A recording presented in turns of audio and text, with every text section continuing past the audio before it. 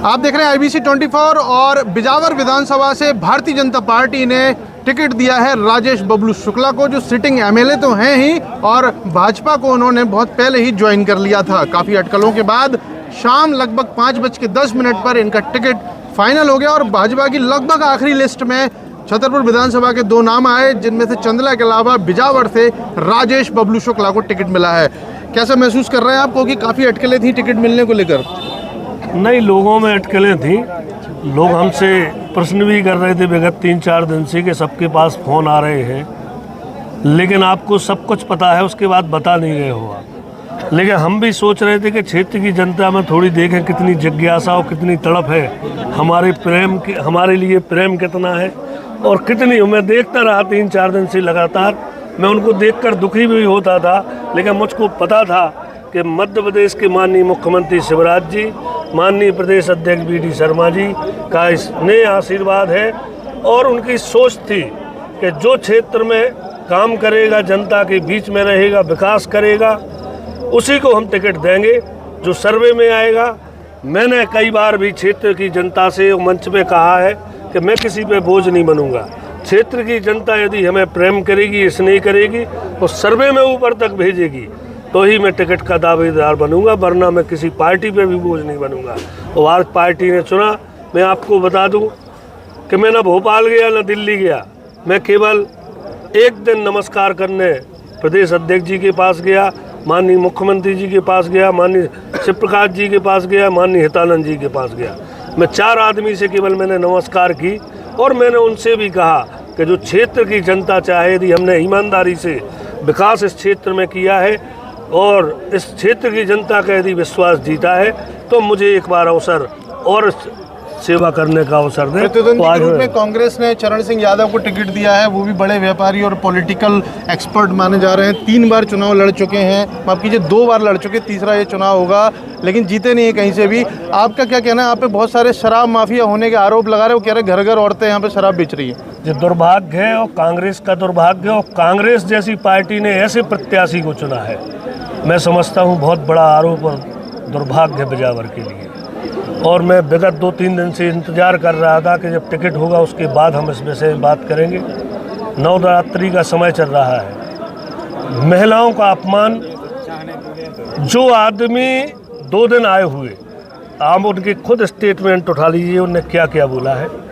2 दिन आए हुए हुआ है और जिस व्यक्ति को गली पता नहीं कि कौन गांव के लिए किस गली में जाना है, लेकिन ये पता है कि गांव में महिलाएं शराब गली गली बेच रही हैं।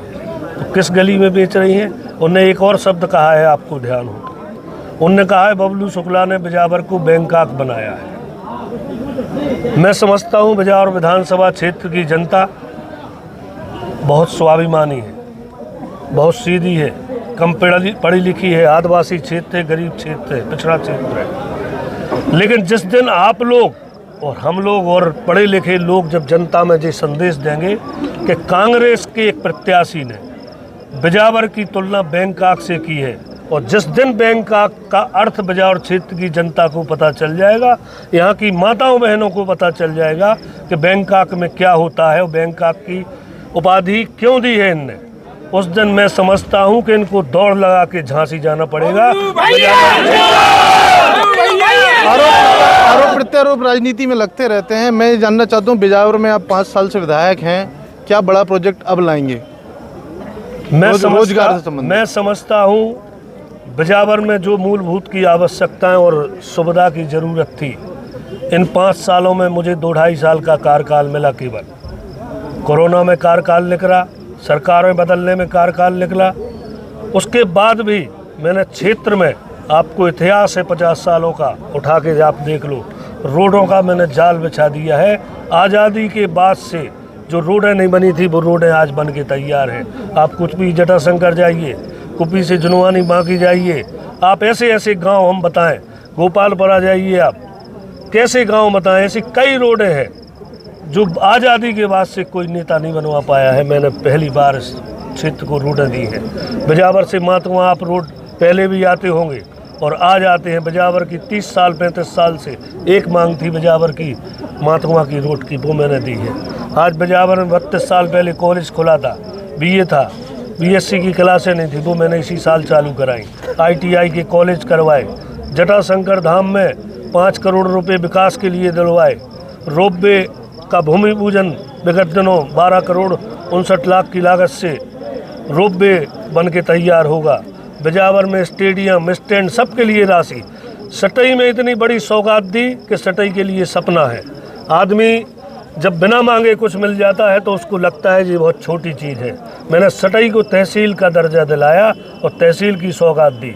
सटई में ऐसी कम नगर पंचायतें होंगी जहां आज भी प्राथमिक स्वास्थ्य केंद्र था, 6 बिस्तर का अस्पताल था। आज मैंने सामुदायिक स्वास्थ्य केंद्र बदला और 30 बिस्तर का बनाया। बिजावर क्षेत्र, यहाँ झांसी और भोपाल इलाज कराने गरीब नहीं जा पाते थे। मैंने छतरपुर इतिहास का पहला ऐसा कैंप लगवाया चिरायु अस्पताल का कि 150 डॉक्टर और 300 स्टाफ सहित 15,000 आदमी के फ्री इलाज कराया।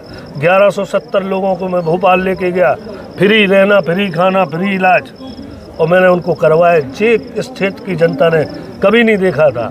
और आप आज से शुरुआत है इस चुनाव की, आप देखना इस क्षेत्र में इस चुनाव का नज़ारा कि क्या होता है। मेरे आपसे 2 सवाल हैं। पहला सवाल आपसे स्वास्थ्य को लेकर के है। जहाँ तक मेरा सर्वे है, स्वास्थ्य जो व्यवस्थाएं बहुत ज़्यादा चरबराई हुई हैं, चाहे आप माधुआ स्वास्थ्य केंद्र में ले लें, चाहे आप बिजावर स्वास्थ्य केंद्र में ले लें, और कई जगह तो ऐसा कि डॉक्टर और नर्सेज भी नहीं रहते। आप इसका जवाब एक साथ दे दीजिएगा। दूसरा सवाल मेरा ये है कि चरण सिंह यादव को टिकट दिया है कांग्रेस ने।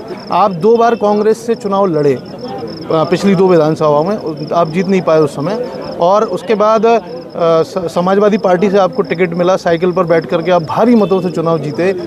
फिर इस बीच कांग्रेस ने कोई लोकल नेता क्यों नहीं अभी तक खड़ा कर पाया? हम समझते हैं कि ये दुर्भाग्य, कैसे लोकल का नेता खड़ा हो जब आप झांसी के आदमी को मौका देंगे। आज 5 साल राजनीति करना है, सड़क पे धरती में जनता के बीच रहना है, तो आज की राजनीति आप सब जानते हैं।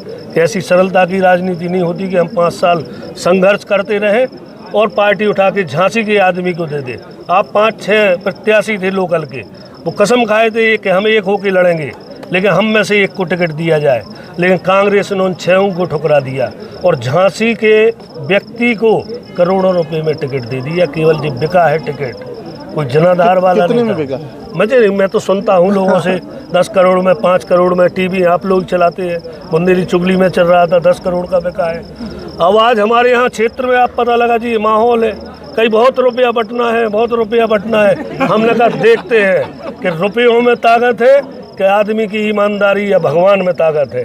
आज टिकट की बारी आई थी, बहुत चर्चाएं चल रही थी। हमने कहा जटाशंकर भगवान है और ईमानदार व्यक्ति के साथ निश्चित भगवान न्याय करेंगे, और आज उनने न्याय किया। और 17 तारीख को जनता न्याय करेगी, भगवान न्याय करेगा, और 3 दिसंबर को आपको छतरपुर में आपसे मुलाकात होगी। अभी इंटरव्यू चल रहा था राजेश बबलू शुक्ला का, जो पहले 2 बार कांग्रेस से चुनाव लड़े, उसके बाद समाजवादी पार्टी से चुनाव लड़े, पिछली बार भारी बहुमत से जीते। इस बार काफ़ी देर से उनका नाम अनाउंस हुआ है। एज पर अगर पुरानी लिस्ट अपन देखते हैं कांग्रेस और भाजपा की, लेकिन नाम तो अनाउंस हुआ है। फिलहाल टिकट भाजपा का इन्हें मिला है, और अब देखेंगे कि आगे इनका ये टिकट कैसे इनकी विधायकी को इन्हें वापस दोबारा दिला पाएगा। तो बबलू शुक्ला, राजेश बबलू शुक्ला हमसे बात कर रहे थे। बिजावर विधानसभा से भारतीय जनता पार्टी के प्रत्याशी हैं, और कई सारे आरोपों के बाद भी इनका यह कहना है कि बाहरी प्रत्याशी लाने की जरूरत कांग्रेस को पड़ी है। इसका मतलब इनका पड़ला भारी है। IBC 24 के लिए बिजावर से अभिषेक सिंह की रिपोर्ट।